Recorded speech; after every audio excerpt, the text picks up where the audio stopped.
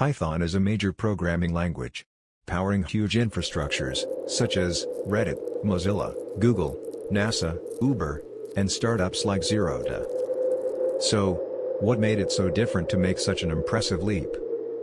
In the early 1990s, you cannot expect to take the pseudocode out and run it. You need to write it as a code again. But Python broke that myth. Python is an easy-to-read programming language, created in 1991 by Guido van Rossum. After that, Python has undergone many major updates. The fact that Python is a simple language and has a great library of resources, which makes it extremely usable.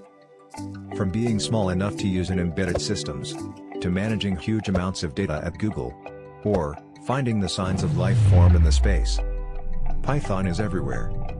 Writing programs in Python is a breeze. Consider writing a Hello World program in some of your favorite languages.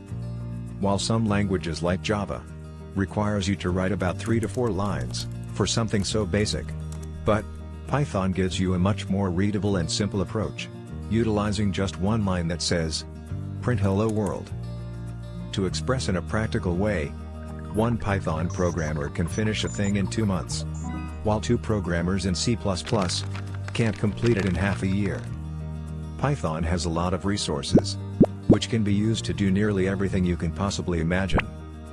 From scientific libraries such as NumPy, SciPy, EarthPy, AstroPy, to the game engines or 3D softwares like Pygame or Maya. It is also the go-to language for animation companies such as Disney or Lucasfilm.